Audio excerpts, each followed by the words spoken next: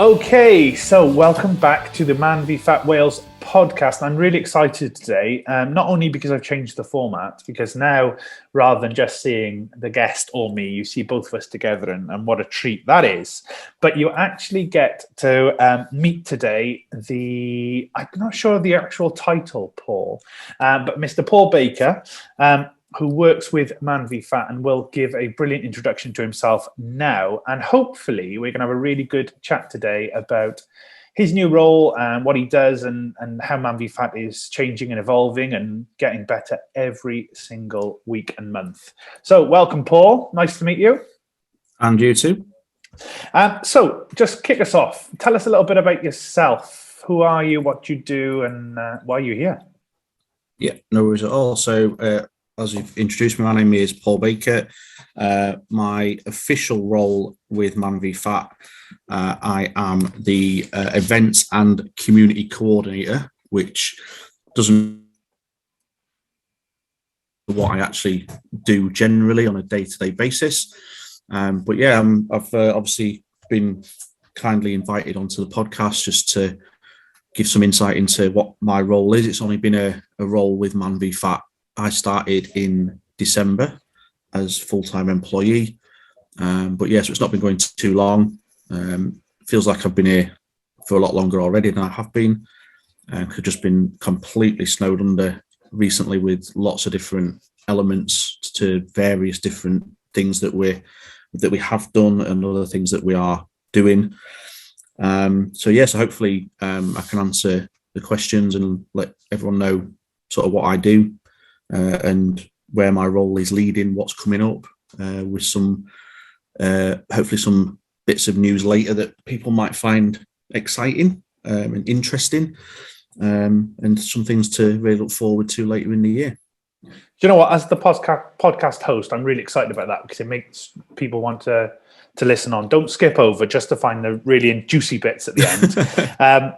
So obviously, you've told us you've worked now for MANvFAT since December in a full-time role. Most people will know you through organising lots and lots of things for MANvFAT prior to this, kind of in your own time, like voluntary stuff that you've done, which we'll come on to later. But tell me, how did you get involved in MANvFAT yourself? Because I know you play in a league as well, don't you? Yeah, so I am in the Doncaster League, and I've been there since day one of that league, which was in 2018. I think we started in the September. So basically sat on Facebook one day, as you do, trolling through various posts from people, seen this thing pop up saying something about football. So I thought I'll have a read of that. Turns out it was the MANvFAT football, basically saying we're coming to Doncaster. This is when we start. If you're interested, put your name down and we'll send you some info. So signed up, went along to the first night, bricking it, not really sure what to expect.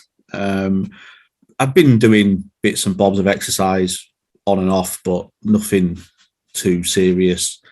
Lots of injuries in the past, piled on weight, had 2 kids that were teenagers, couldn't really keep up with them.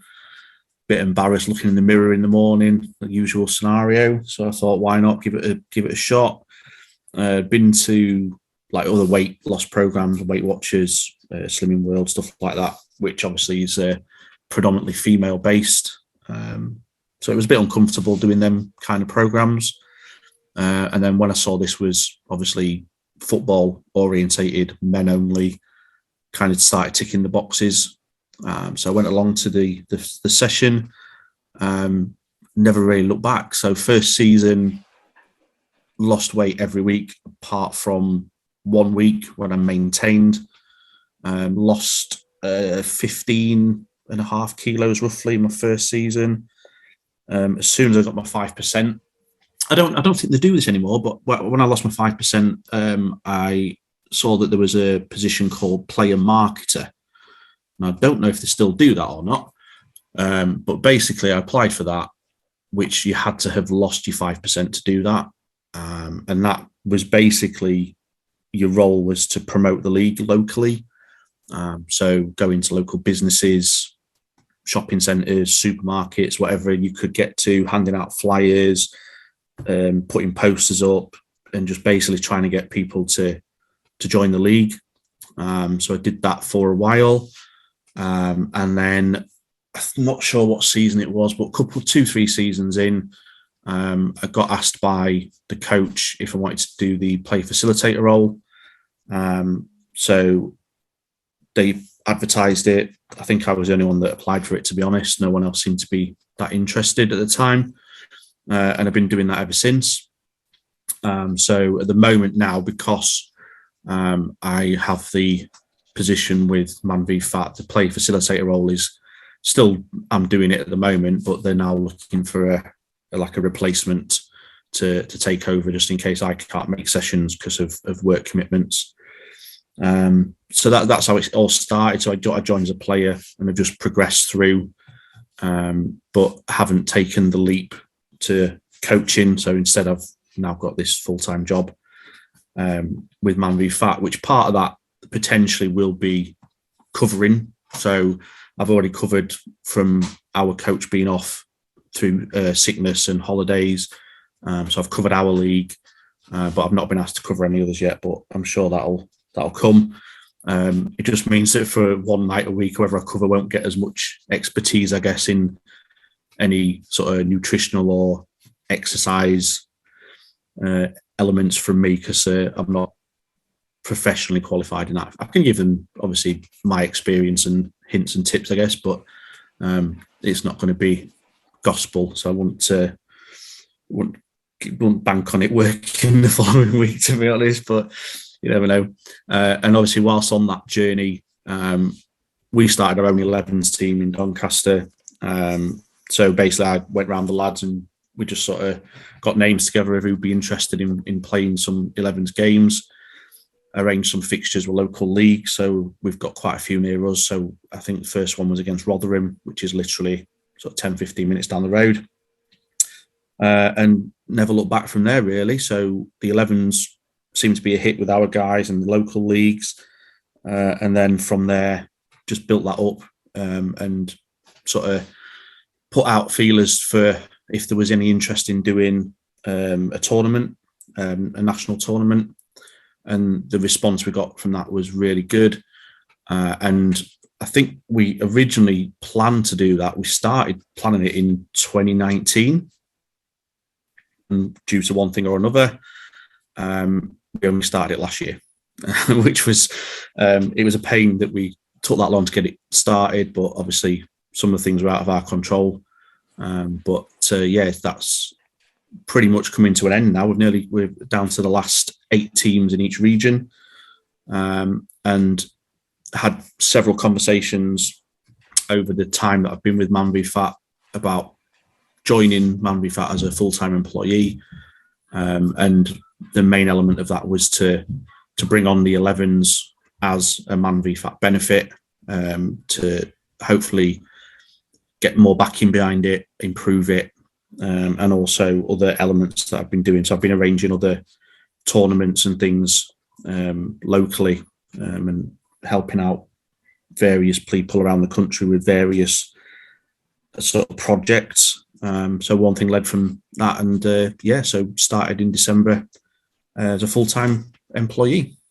You know what? It all started from a Facebook post. I think most people start after seeing something on Facebook, joining up, and then it's what you've explained there is massively slowballed.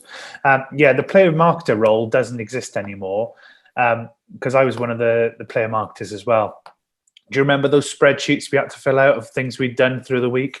Oh, that was hell. Absolute hell. I'm glad the role's gone in lots of ways.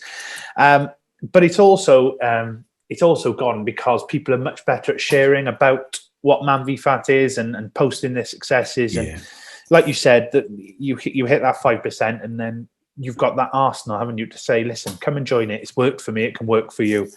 Definitely. I think you do yourself a disservice on the coaching role, though, because if you can lose what you've lost and progress your league as much as you have, you can have lots of things to say behind those scales. So on to my next question. So there's loads of exciting things happening in MANvFAT with expansion. I think we're well over 100 leagues now. You've mentioned a few projects you're involved in. There's new staff such as yourself, but you've also mentioned the 11-a-side, and you you also did yourself a disservice with that one. You said, "Oh, we had a little chat and we had a go." It's massive, Paul. It's absolutely massive. It's one of the biggest projects within MANvFAT, certainly spanning leagues, that's happening. And initially, it was totally unofficial. So, how did that come about? Because it's just so obscenely massive right now. Yeah, I mean, it started off literally that, like I say, we started our team and we were playing Rotherham, Sheffield at the time, Grimsby, and there were a few teams around us, but we always seemed to be playing the same teams. So every second or third week, you were playing the same team that you played 2-3 weeks before, which was good. We were getting out, we were playing games of football, everyone was enjoying it, and the games were competitive. But I guess if the Premier League only had 6 teams in it, people probably wouldn't watch it as much because it'd be a bit boring, because you're playing the same teams all the time. So asked the local guys, the managers of the other teams, would they be interested in like starting a tournament? Few of them said yes, they definitely would. Others were not too sure because they weren't really sure if they could keep the numbers. Some of them weren't very popular leagues, so the numbers were a bit low. And then it kind of expanded from there. So the Rotherham guys, they played some teams a little bit further afield. So the messages got passed on from one manager to another manager. Obviously, social media, Facebook posts. And it was just kind of put on as a general query for people to answer. Would they be interested in starting a national tournament? We hadn't, at that stage, I hadn't really thought of the format too much. It was more of a just case of, is the interest there? We knew that the 11s teams were popping up around the country, but we just weren't too sure if there was enough people that wanted to get involved. Obviously, when we put the feelers out, we got quite a lot of interest. And as time progressed, like I say, before the actual start date got put back, I think it was 2 or 3 times we actually rearranged all the start dates. And as those start dates changed, more teams wanted to get involved. And even once we actually had the official start date for last year, before we actually started, again, more teams came knocking on the door saying, can we get involved? We know we've missed the cut-off point for registration, but is there any chance we can get involved? So it was even building up. Literally, once we closed registrations before we actually started, we got more teams in. So yeah, we're involved initially, and then from that, more teams have started. Obviously, new leagues have started up. New teams have started from that. They're all sort of getting excited now. We're coming to the end of the first year, and they're wanting to get involved for the next one. Already getting loads of messages. When's registration open? When's the start date? How's it going to work? So yeah, it's been amazing how quickly it's grown, and I just hope it carries on with all the new clubs that are starting up this year. There is potential for it to be absolutely massive by this time next year. Yeah, it's definitely an amazing thing. I remember when it first, when obviously you said about 2019, and then things happened. Can't mention the C word, but that did happen. The groups, I can remember you must have put out at least 10 revisions of those groups when teams started coming in and registering, and like you said, it had you don't want to remember that, do you? It had just such an impact, and like you said, you put it out there as, oh, what about this as an idea? There's not really the bones to it, there's not really the meat on the bones, but this is what I'm thinking. And then, if you build it, people will come type thing. And it's definitely massive. I'm going to ask you for a massive spoiler now. I want the Paul Baker official MANvFAT 11's coordinator. I want your prediction. Who's going to win? Oh, that is a good question. Because at the moment, I'm just going to bring up my actual stats page so I can have a look at it, because I've been doing some work this morning on the 11s, getting ready for the final stages of this year's tournament, just crossing the T's and dotting the I's and all that.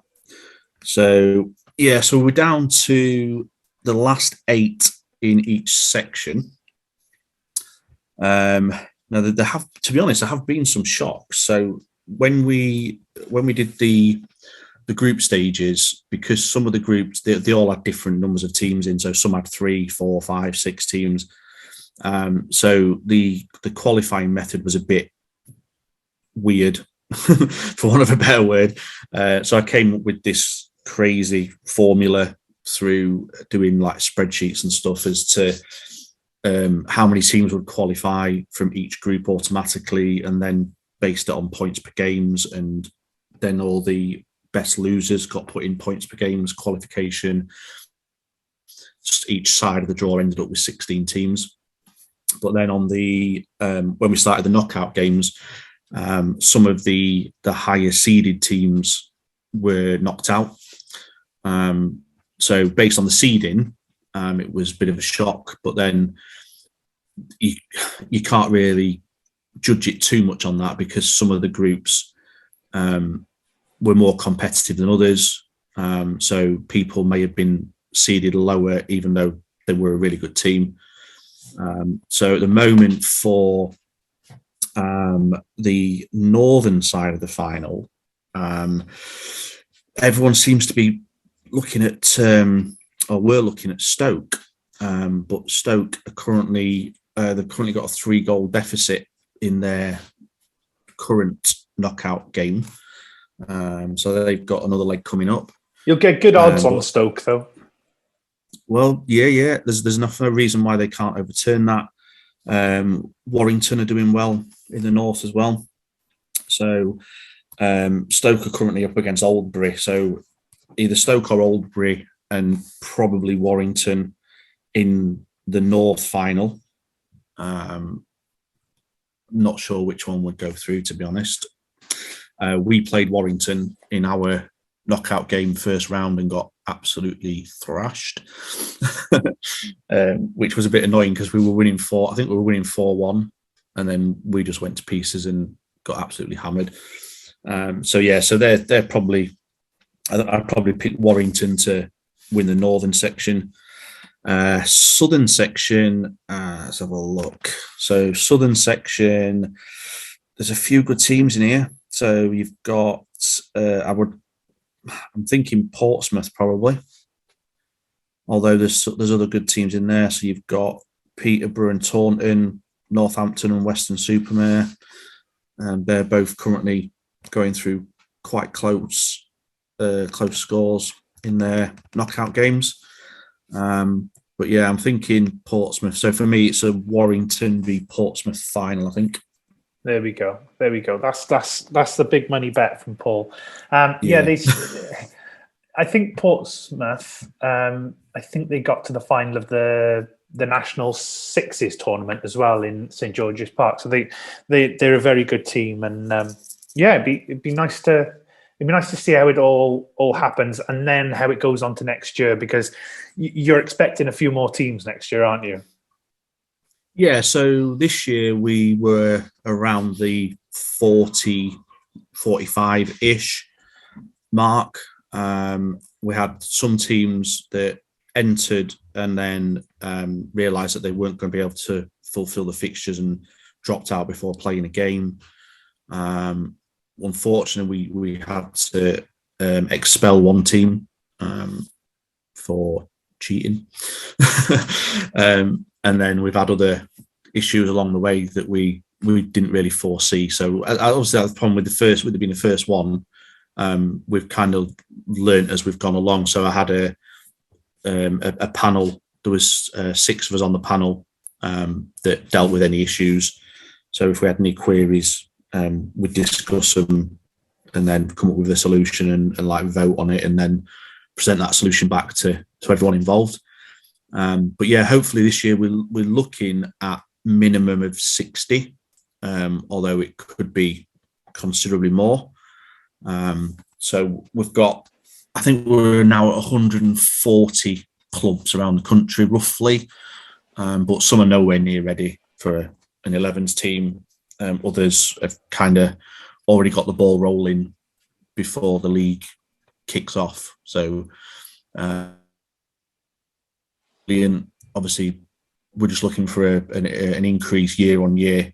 It progresses to a point where ideally in best case scenario that like every club around the country has got at least one team, if not 2, entered into the tournament. Oh, it'd be brilliant. That would be absolutely amazing.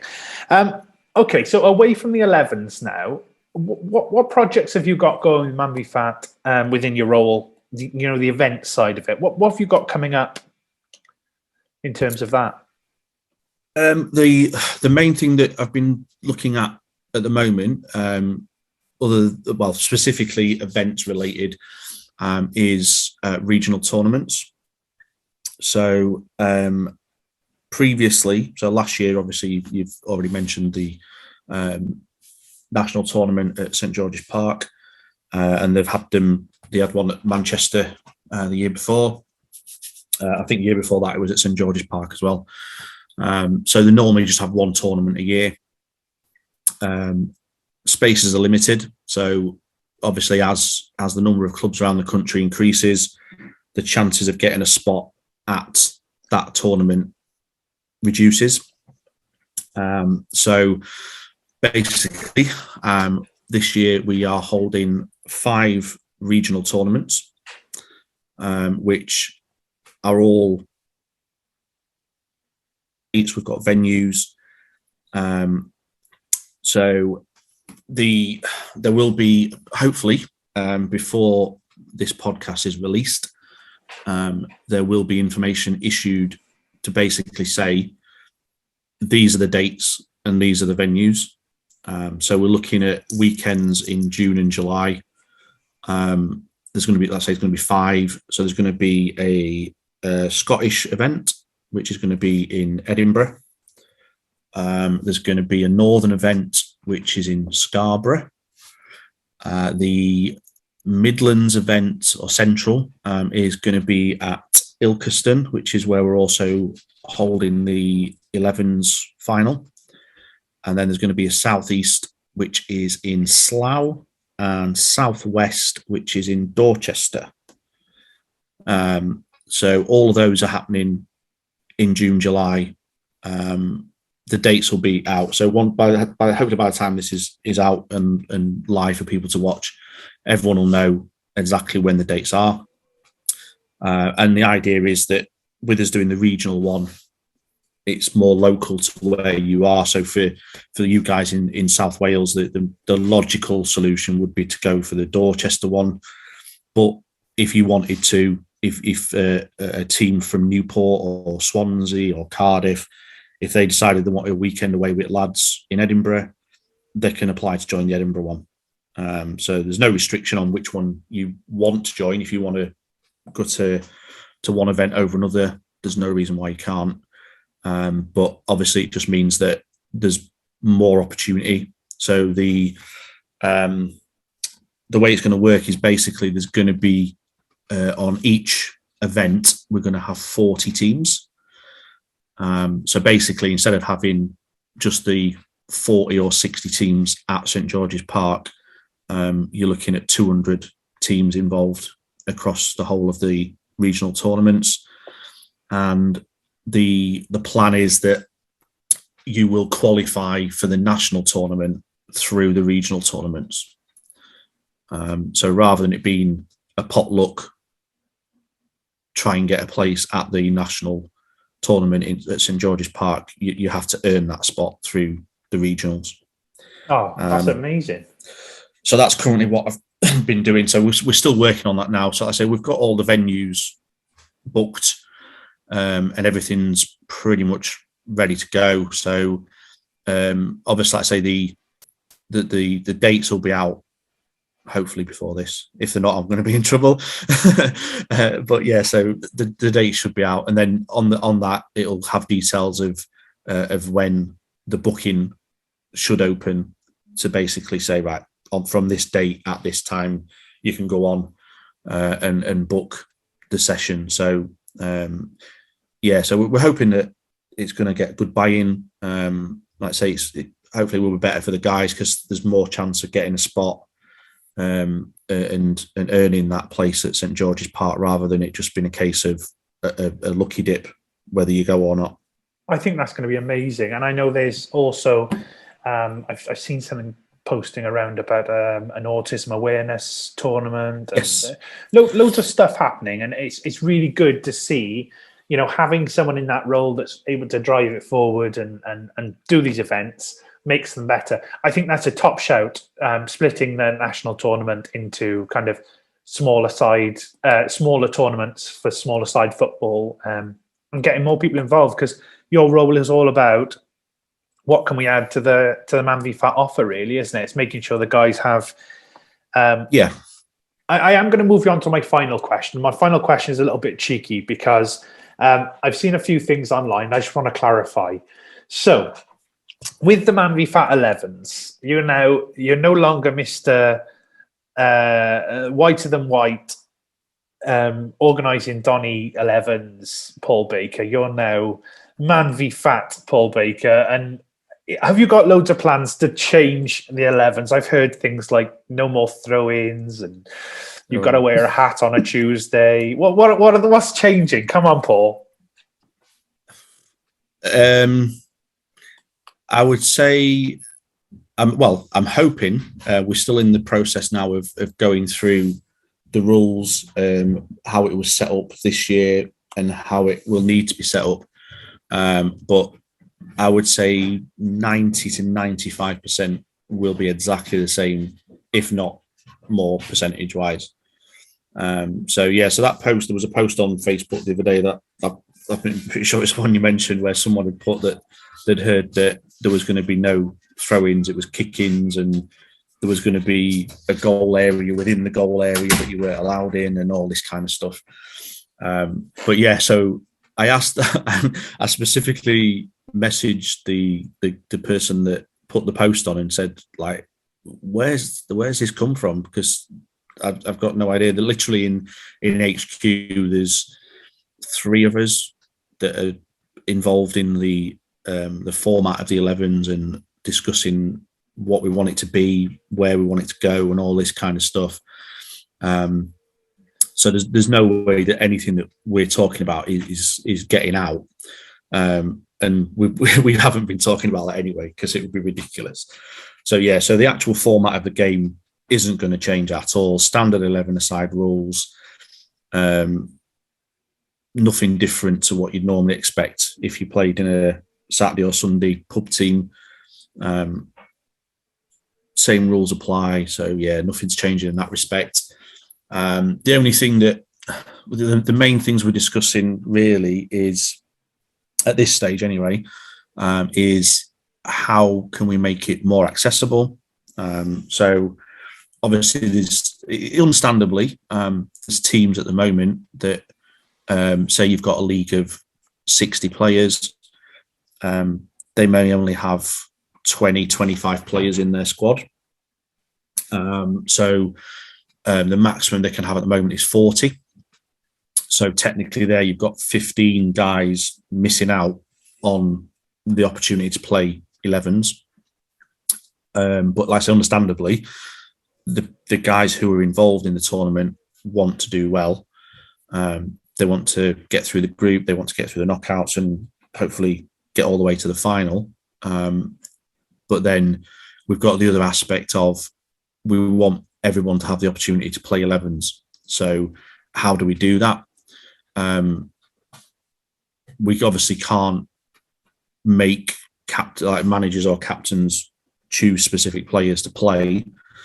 So we're looking at other options that some people have mentioned it on social media. Do we have like a development team tournament, or when teams have been knocked out of the national tournament, so if they don't get through the group stages, do we have like a plate competition or something to keep other teams involved that normally would then just sort of fall by the wayside until the following season? So yeah, we're looking at different things in that respect. We're also looking at how can we confirm on a match day. So Newport turn up to play Swansea. Most of you guys will know the guys in Swansea, so you'll see them around. You'll know the faces. You'll know the names. But if you go a bit further afield, you may not know anybody.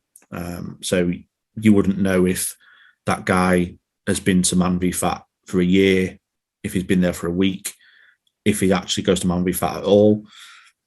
So we're looking at a way that on a match day, there's a way of checking that someone is eligible to play. Whether that be the thing we've looked at so far is like a photo ID card, an app on your phone that you log into that brings up your picture, name, where like which league you play for, which club you play for, and stuff like that.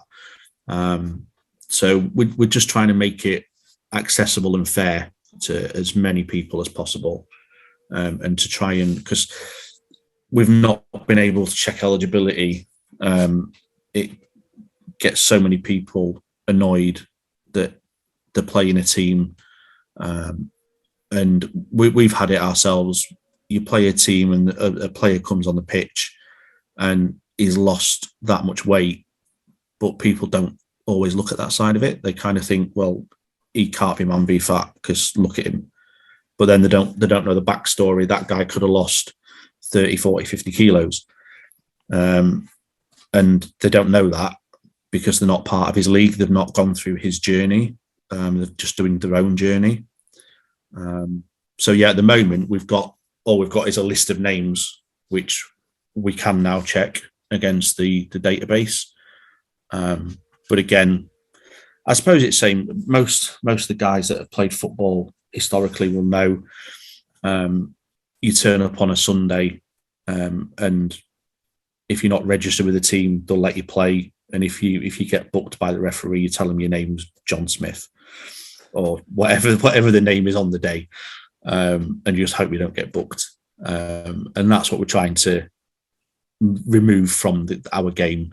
We want it to be only people that are eligible to playing in those games, to remove that element of people thinking that a team is cheating when they're not. But like I say, people don't see that side of it all the time. They just see a thinner bloke running rings around them and getting frustrated that they can't tackle him or keep up with him, and then they automatically assume that the other team's cheating. So, but yeah, so we're looking at the rules related to number of teams that we want in it. There may be a restriction on, to get the accessibility to people, there may be a restriction on if a league has only got a certain number of teams, they can only enter one team. But if they have more teams, so like if your league's got 8, 10, 12 teams, then one team isn't going to be enough to get everyone accessibility to it. So they potentially will be able to add 2 teams. We've not even dreamt about looking at a third team being entered, because I'm not sure what numbers you'd need for that. But yeah, so it's probably still going to be 40 players. So if you've got more than 40 players in the league, potentially you could have 2, and then that's up to 80 players. So the accessibility widens then. But yeah, there's obviously leagues that are around the country that have already got 2 teams that have already said that they want to enter both.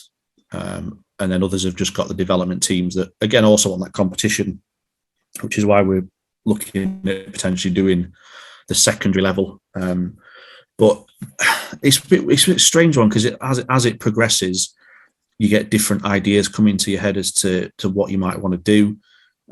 So we've been thinking about, I've been thinking about where it may go in the future, and potentially it's difficult because of the travel aspect, but my ideal would be that it's a fully national league of, I don't know, 20 teams in a league, and we have several divisions and there's promotion, relegation, as it would be like the normal football league. But that's some way off, because we need to get to that level first where we've got the number of clubs that want to do it and are prepared to travel the distances that would be required to do that. Which is why at the moment we just do the initial element of it in the group stages to try and keep that travel down as much as possible. As the guys that are obviously active on the social media will have seen that as we've got to the knockout stages, the distances have dramatically increased, with like the current round, Northampton have had to travel down to Weston-super-Mare, which is obviously a bit of a trek. And then the last one, we had Boston travelling down to Portsmouth, and obviously the reverse journey. So the distances are already building up as the teams reduce, which unfortunately there's nothing we can do about that element. But yeah, so we've got lots of stuff to discuss before we can actually go live with anything. We're hoping that the start date for this year will be the 1st of August, and the registration will probably open. I'd like to think it will open in the beginning of June, mid-June at the latest, because obviously we want to get everyone registered, and then we can look at where they're going to go, which group they're going to be in, to make it work, and then decide how many's in each group, how many are going to qualify, and how the final stages will look, how many teams we're going to have through into the knockout. So this year we have 32, but again, it depends how many teams enter and where they are geographically as to how many we can take through next time.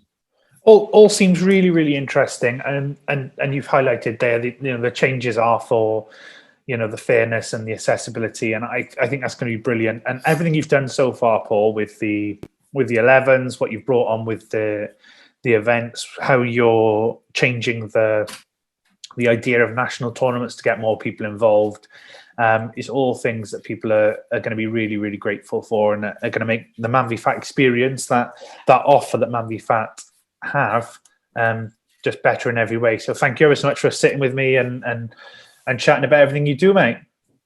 No problem at all. It's been a pleasure. Thanks ever so much, mate. All right, cheers.